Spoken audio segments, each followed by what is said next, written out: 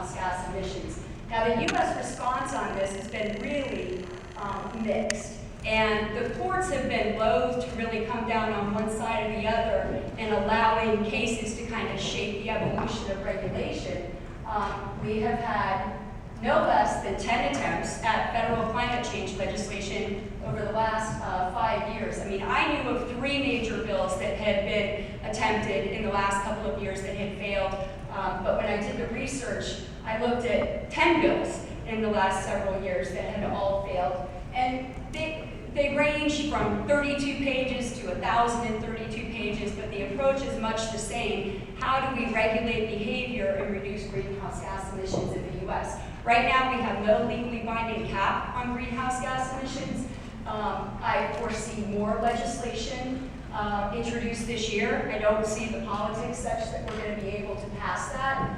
Just what happened in Congress this week with gun control is kind of a testament that we've got a real locked up Congress versus what the executive office is trying to achieve in relation to climate change. Now, the interesting thing about climate change in the law is we don't realize that it's showing up all over the place. It's all around us. We're seeing climate change claims being made in traditional environmental litigation cases with the Endangered Species Act, NEPA, the Clean Air Act. Clean Water Act is a big area where we're starting to see climate change impacts for the reasons that Nancy kind of alluded to before in terms of our responsibilities with infrastructure, Marine Mammals Protection Act. And then we've got some weird ones like FOIA requests. What access do people have to the science? We need our scientists to be able to debate and go back and forth and arrive at conclusions. And then when people get information through a FOIA request, sometimes that information is taken out of context, and then we have the believers and the non-believers debate.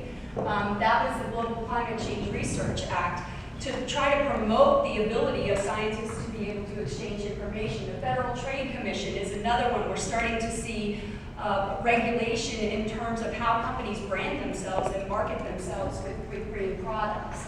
Most of the attempts that we've seen with climate change legislation so far have gone with the approach of cap and trade. We're going to stop emissions on some level and then force the market to create an economic market to trade the ability to pollute. And those are the programs that we have not seen pass through federal legislation. But what we are seeing is EPA starting to regulate emissions with vehicle standards. California has standards in place. We're starting to see more regulation of activity, public sector, private sector. What is government's responsibility when planning a levee or a restoration project to account for climate change impacts? There's a really interesting case evolving out of New Mexico in terms of how far can a local government go in promulgating energy efficiency components into its building code. And then the real interesting area of the law that I've been doing a lot of research into is the whole money damages and common law claims, and I'll kind of get to that. Also, we've seen actions against and litigation involving out of climate change protests and scientists. Now, I've been tracking this database out of Columbia Law School for about 4 years now, and when I started tracking this database, it had about 40 cases, and it was about 3 pages long. I checked the database towards the end of last year, and they only had numbers as of 2012. I checked it again last night, and that's still the number that they're going with. But the spreadsheet where they track and kind of categorize all of these cases is now over 300 pages long. So there's a lot really evolving in this area very quickly. We passed by Florida last year, and if anybody remembers, if you're in Palm Beach County, you remember looking at the radar and seeing every rain band pass over Palm Beach County, like every single one, right down central Palm Beach County. And I remember driving to the West Coast after that on State Road 80 and feeling like, oh my God, I'm up really high, but I was looking around and you could just see everything completely underwater. I like this picture because the impact is immediately when you see it, it's got to be in some third world country somewhere. But this is the village of Wellington after Sandy. This guy is a radiologist and he works at Wellington Regional Medical Center. So the point is, this can happen in any community in Florida. And we all need to be kind of looking at these issues. So why should you care as local government planners and lawyers? I mean, we're kind of setting the stage for the rest of our discussion this afternoon. Thomas is going to talk about a very significant case in St. Johns County, and we'll just make very brief mention. But the point is that it's coming. It's only going to take citizens getting harmed, a smart environmental organization starting to challenge a project or the assumptions of a project, saying, you did not make the right decision because you did not account for these assumptions with sea level rise, climate change.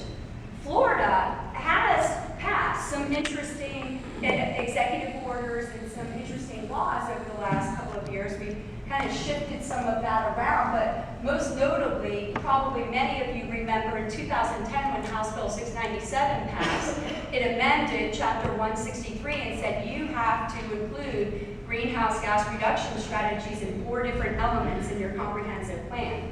Now, I had a grad student email Jim Murley, probably last year, about 18 months ago, and this grad student was like distraught because we changed the Growth Management Act, or whatever the heck we're calling it now, and it removed much of that language in terms of requiring local governments to address greenhouse gas reduction strategies. And the question put to me was, does this mean that we don't have to deal with climate change and greenhouse gas emissions in Chapter 163?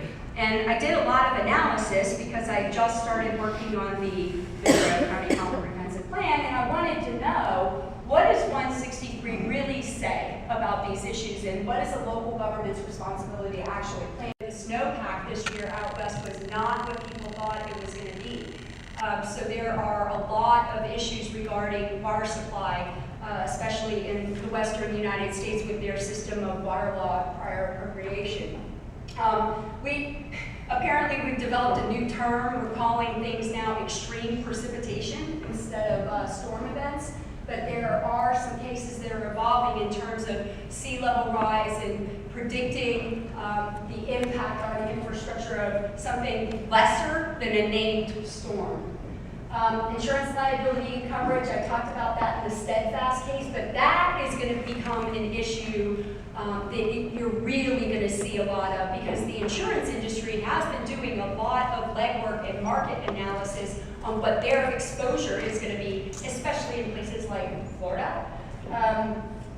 The solutions that we have to climate change in terms of armoring, moving people away from sea level rise, the response and rebuilding, and a very, very interesting issue is immigration and refugee issues. When people start moving and relocating from certain places, from one place to another, what is the relationship? How open and willing is that particular geographic area going to be to taking in people that are displaced, like the Kivalina case? Where are those people going to go? And is the impact on the community going to be such that the community doesn't want more people moving into it?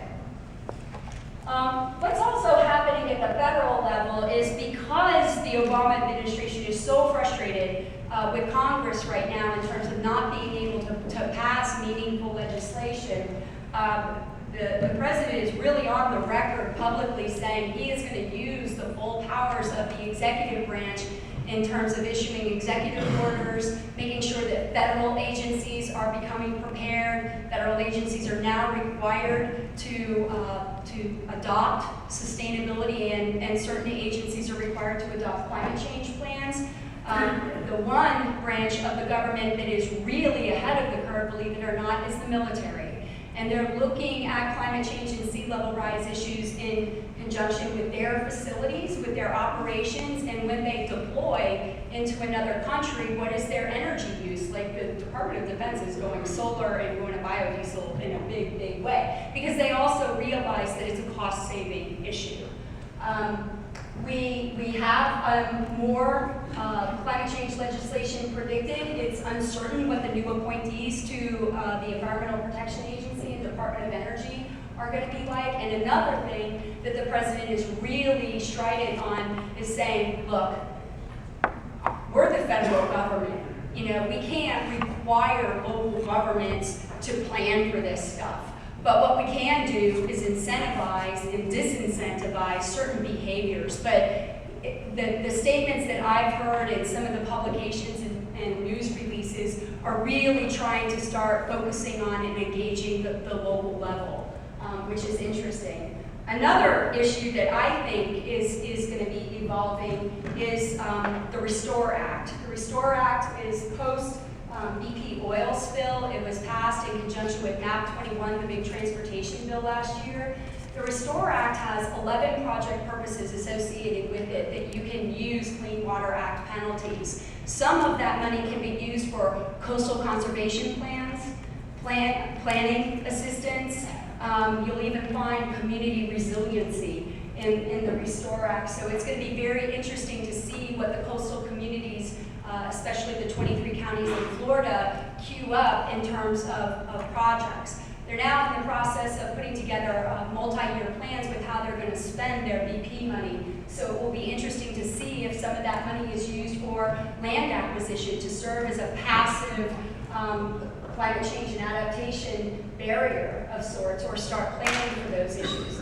And then finally, property assessed clean energy. It's a program that a lot of local governments are looking at in terms of primarily dealing with mitigation of greenhouse gas emissions through providing financing for energy efficiency and renewable energy.